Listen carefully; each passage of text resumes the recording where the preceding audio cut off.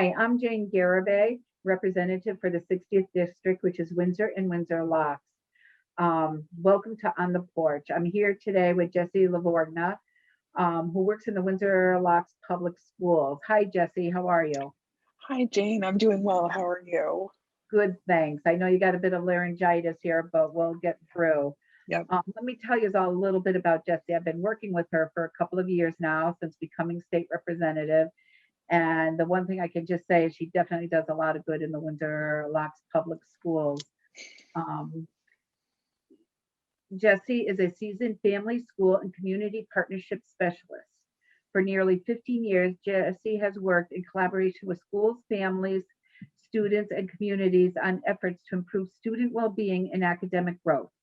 She has an extensive background in educational program development, implementation of evidence-based practices in family school community partnerships, and deep knowledge of TESOL, adult education, PK-12 culturally sustaining pedagogy. Currently, Jessie is the Director of Partnerships for Windsor Public Schools, where she oversees the Office of Partnership. Wow, that's a mouthful. So, it is, but yeah. uh, It's Windsor Locks Public Schools. I just want to make sure oh, that didn't I say Windsor Locks? Windsor Public Schools. Oh, the first time I said Windsor Locks, but yes, it's Yes. Windsor Locks. Yeah. Which my daughter just sent me this morning that Windsor Locks was recognized as an outstanding district by the National Association of School Psychologists. Did you We know that? have a phenomenal team of school psychologists in our district. So I did not know that, but I'm not surprised because I'll have to forward it to you. She goes, it's a promising district in implementing the school psych model. yeah, that's awesome. It's But so she exciting works to kind of in hear. the same things up in Vermont, in Groton, Vermont, up there. Oh, wow. And she was actually a family partnership too out in Colorado. How about that? Yeah. Yeah. So small world in Boulder. So at And a magnet school for oh, Liz that's Postma. great. Yeah, it was pretty cool. Yeah. So welcome. Tell us just a little bit of what you do. Oh goodness. Okay. I So know it's a big yeah. no, but Well, it's funny because I'm always trying to figure out how do I summarize what I do. And I think it's best stated. I'm actually going to read you the mission statement of my office, which again is the Office of Partnerships for Windsor Locks Public Schools. And first of all, this is an office that not many school districts have.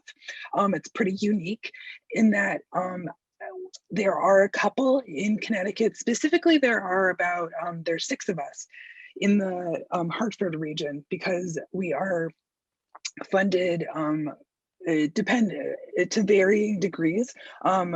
My office is largely funded by the Hartford Foundation for Public Giving, and to okay. varying degrees, my counterparts' offices in East Hartford, Hartford Public Schools, Vernon, Manchester, Windsor are funded at varying levels, like not 100%, but varying levels.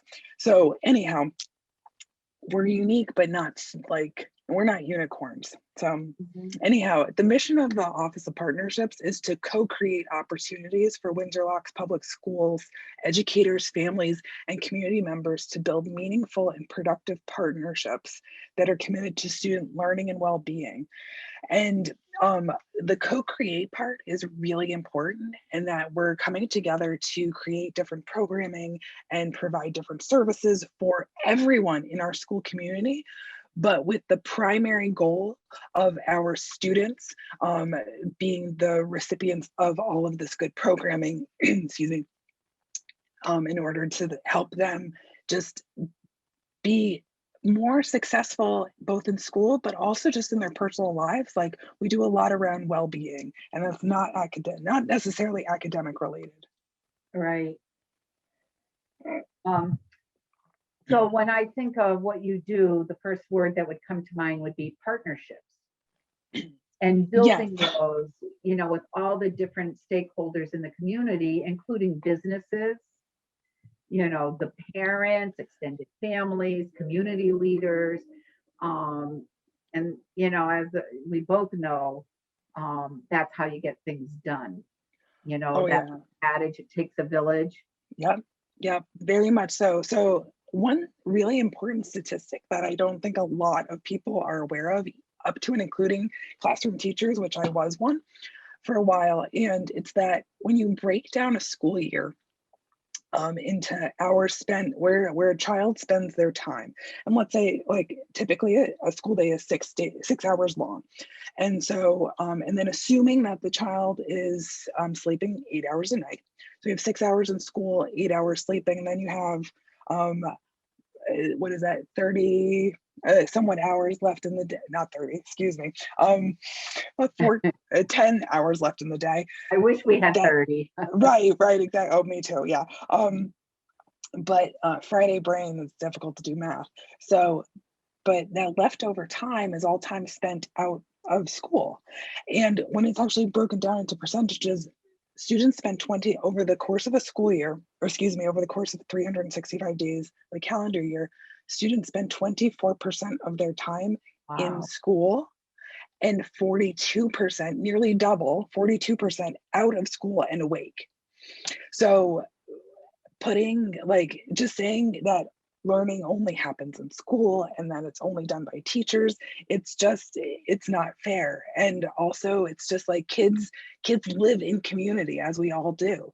So Right. when you bring the partnership of the school and families together, and then you add the component of community, such as yourself, such as businesses, just to support learning, then you have this kind of holistic approach to education.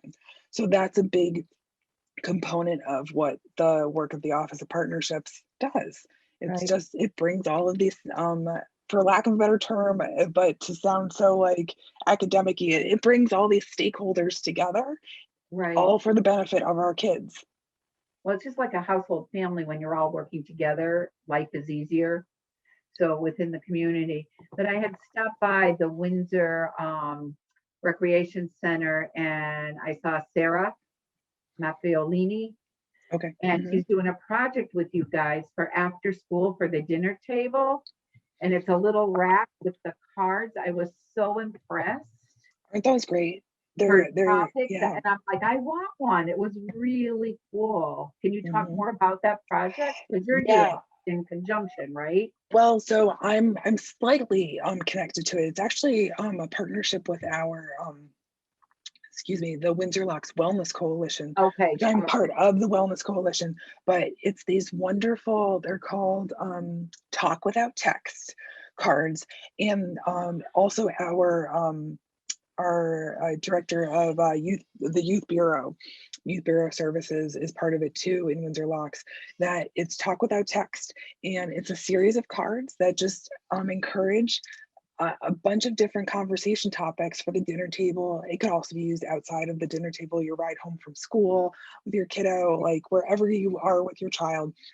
And some of the questions range from like, just like, I forget them offhand, but like they're just a whole range of like they run from funny to like really kind of like deeper conversations. So, and you as the user of the cards get to choose what you want to talk about. So They look like they should be on like Chili's dining tables or yeah, the restaurants for families. yeah, they're Oh, beautiful. They're absolutely beautiful. So, and people can request them through the Youth Bureau service office in Windsor. right. That's Wendy Knowles, right? Wendy Knowles is in Windsor Locks, yeah, but specifically these cards can be requested through Windsor. Um, Okay. and but they're available to Windsor Locks residents and Windsor residents. Right. Um, Real cool. yeah. So tell us about more of your partnerships. I know, I've participated in a lot that you do, from career fairs to, Yeah, interviewing students to helping during the holidays. yeah, Maybe yeah. you can tell So us a little. ooh, Yeah, we do so many different things. I So I'll know. tell you about the really big projects at this time is one, we are in the process of forming a Windsor Locks youth mentoring program. And we had started this idea last school year, but COVID hit, Right. everything turned upside down. So now we're re-entering into the realm of youth mentoring. And right now, we've chosen to kind of pull back a little bit on the rollout of the program, specifically so that we can build the program with our community members. So right now we have a youth mentoring program planning team. We meet once a month for 2 hours, in which it's just the membership of this team was open to our entire district. Anybody who is either a student or a teacher or a staff member or just a community member can join our team, and we're planning the entire program from scratch, which is super cool because it's a youth mentoring program that's built for our kids by our community members. So we're not taking kind of a standard program, we're actually making one All that different fits. perspectives, right? Yeah, and one that actually fits our community. So, which, I mean, ultimately, if we're not fitting the needs or meeting the needs of our students, we're not doing what we need to be doing. Right, and each So community is unique, you know, they have lots of absolutely. things in commons, but then there's lots of different little Oh variations. yeah. Oh yeah, big time, big time. And so that's one big program that we're doing right now. Another one is we are in the process of creating transition year toolkits. So let me explain what transition years are. Transition years are when a kid starts school, starts middle school, or starts high school. So in Windsor Okay, Locks, this is kindergarten, sixth grade, and ninth grade. And these are typically, and this is not just Windsor Lock specific, it's not Connecticut specific, it is nationwide, that these years are looked at as a little bit bumpier for kids and families because it's a whole new school experience. Either you're brand new to school, or you're brand new to middle school, or brand new to high school. And there's lots of studies that show like these are make or break years for kids. right. So a really important aspect of children doing well in school is to properly engage and partner with and inform families. So when parents are better informed, they're better able to make decisions and just like better able to partner in the whole academic life of their kids. So the transition year toolkits are for kindergarten, sixth grade, and ninth grade, and they're toolkits that exist fully online, and they're going to be filled with videos from teachers, like just explaining what the year is like, some curriculum information, and also a lot of social emotional information for families. And the way that we're creating these toolkits again is we are co-creating them. And it's that at first we sent out a survey to all of our school community asking, there were different paths that you could take in the survey, like if you had been a parent of a kindergartner, if you currently are, or if you will be, like what do you wish you not knew, or what do you want to know before your child goes through these grades. Right. And from that information we started to build the toolkits. As we are building them, we're getting feedback from our community members, and it's just, I'm going to say this, that when you co-create items and such as these toolkits, such as the youth mentoring program, it takes longer to do it than if I were just to sit in my office with my office coordinator and we could just like boom, boom, boom, like just create all this stuff and get it out there. But ultimately, as I think I've said before, we would be doing no one any good because it'd be coming from our heads and that's it. And And but they when might not relate to it either, you know, the product's there and they're like, well, this isn't for me, you know, this was right, buy-in and participation. absolutely. And that's the big part of being the Office of Partnerships, that um, we are doing with others, not for others, not to others. It's with. So we actually had a name change a couple of years ago where we used to be the Office of Family and Community Engagement. And I appealed to the superintendent and the board that engagement is something that you do to someone. It's that like, You oh, I have engage this. them. Right, Yeah. you engage them in conversation, you engage them in programming, but partnership is something that you do with. And so that's why we switched from the Office of Family and Community Engagement to the Office of Partnerships, because while it's such a minor little like language change, it really impacts just our day-to-day function. And I Right. hope that it also has impacted how our community looks at us. So, and we're still like building our name, and people are still kind of figuring out what is this Office of Partnerships. So I just wanted to put that in, but youth mentoring, these transition toolkits, you have been wonderfully involved in our Community and Business Partners Network, which is a way of connecting community and business partners into our school fold, which we have our annual career fair. We're doing it virtually this year, Yeah, which is exciting and nerve-wracking at the same time, because it's typically right. a big fair in our gymnasium at our high school, but it's going to be virtual. Um, I'm still recruiting professionals for it, so people are definitely able to still sign up. So what Um, kind of people are you looking for if someone's watching this? Oh my goodness, anything. So literally any profession. The reason why we do it, it's actually a career exploration fair, and we do it for our high school students. And the reason why we do it is because you only know what you've been exposed to. And specifically, like our kids right now, and we survey our high school students every year as to like who they would want at the career exploration fair. And this year there were, I mean, the typical things of like doctor, lawyer. There's an increase though in interest of YouTube influencer. And again, it just goes to show like kids and adults, like we only know what exists out We only there, know what that we know, right? exactly what we've been exposed to. So the career fair acts as a catalyst almost to get the word out to kids as to like, hey, did you ever think about like environmental law? Like, what? Like I knew about law, like lawyers, but I didn't know that there was environmental law. Like, or have you ever thought about being a food scientist? It's like, oh, I really wanted to do something with science, but food scientist, what is The, that? the So best of both worlds, right?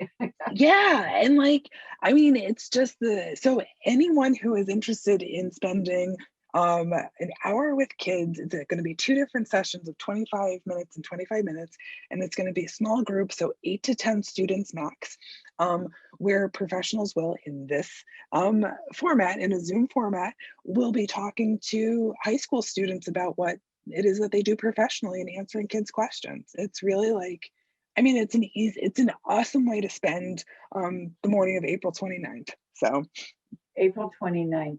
yeah, What time in the morning? Or it would be 9:10 a.m. to 10:10 a.m. Like, or it's yeah, offset by 10 minutes because, well, high school time is usually kind of a little weird. So, right. yeah. No, that's awesome. And they would contact you at the school. Mm-hmm. Yep. So, if my name is still on the screen, like when this gets broadcasted, it's just J Lavorgna, so Lavorgna at WLPS.org. So it's WindsorLocksPublicSchools.org, And I WLPS.org. like the way you put the title because words matter, and it's called exploration instead of just job career fair.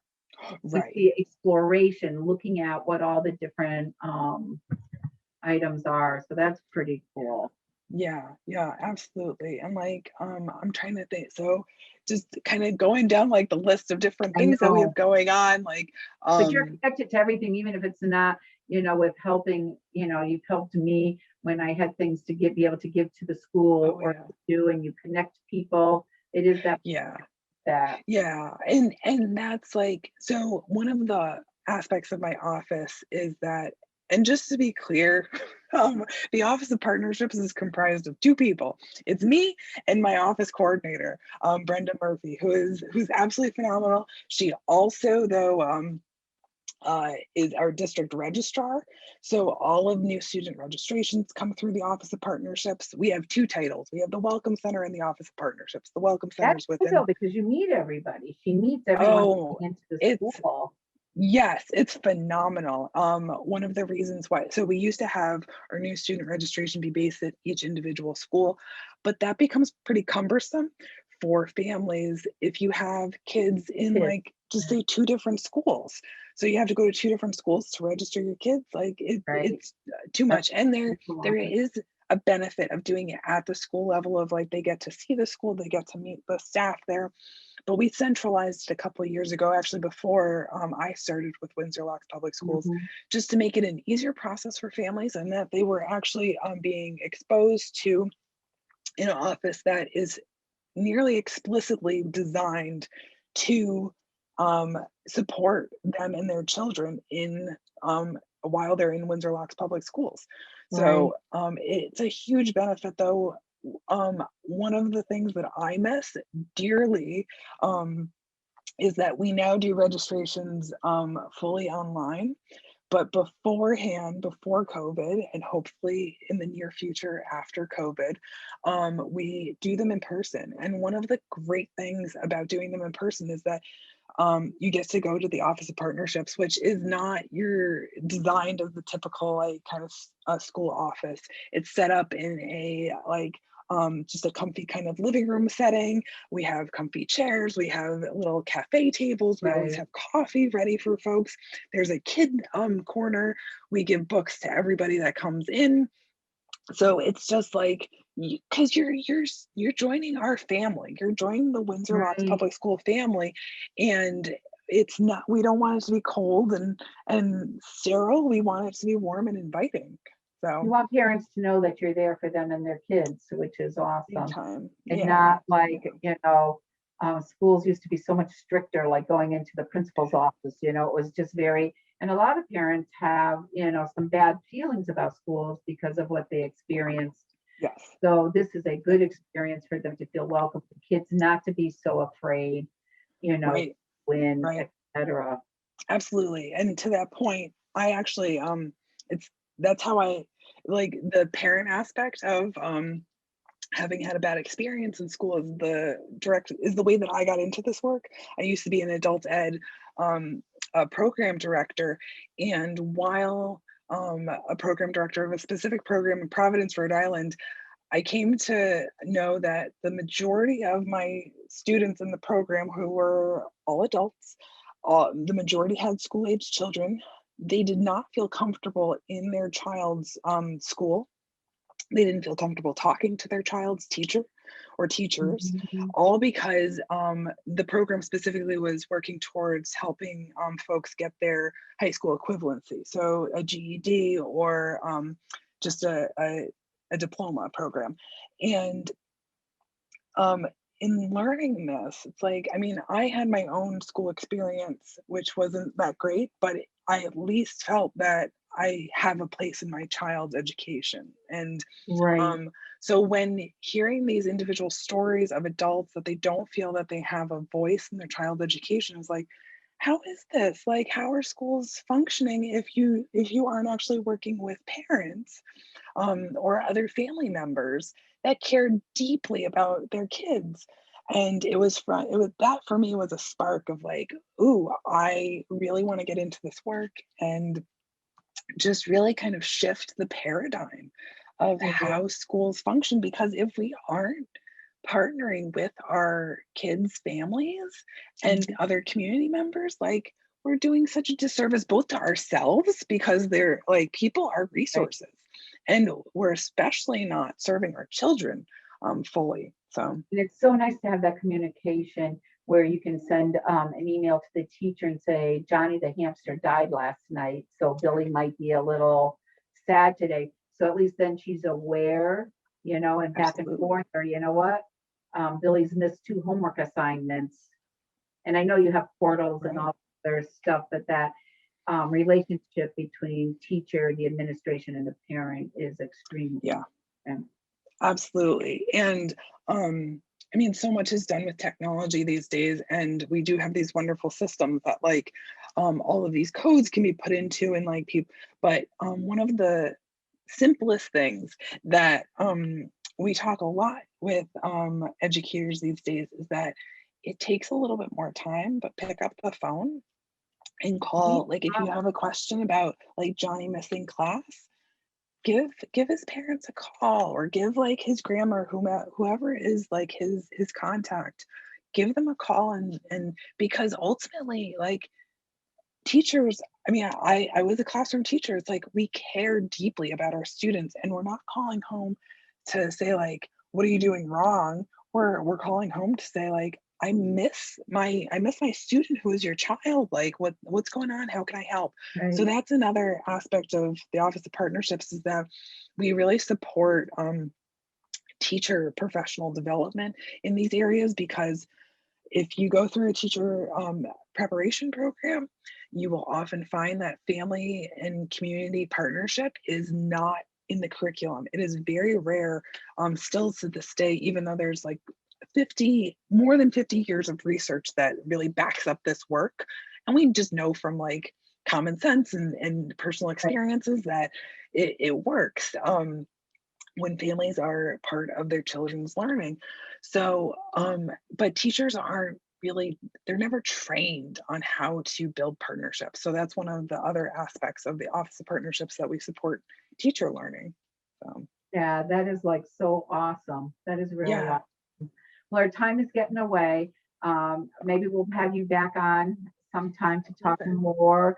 It's been great having you. Thank you for all the work you do for Windsor Locke Oh, students. my Really, pleasure. I've Yeah. seen it. So it's not just today me listening to you. I've seen your work, and it's very commendable.